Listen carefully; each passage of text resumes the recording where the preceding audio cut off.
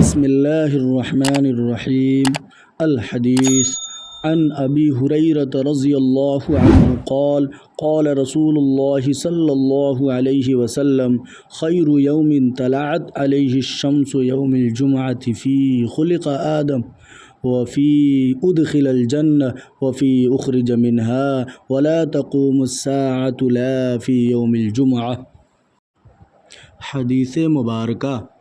ترجمہ: حضرت ابو ہریرہ رضی اللہ عنہ بیان کرتے ہیں، رسول اللہ صلی اللہ علیہ وسلم نے فرمایا، تمام ایام سے بہترین دن جمعہ کا دن ہے۔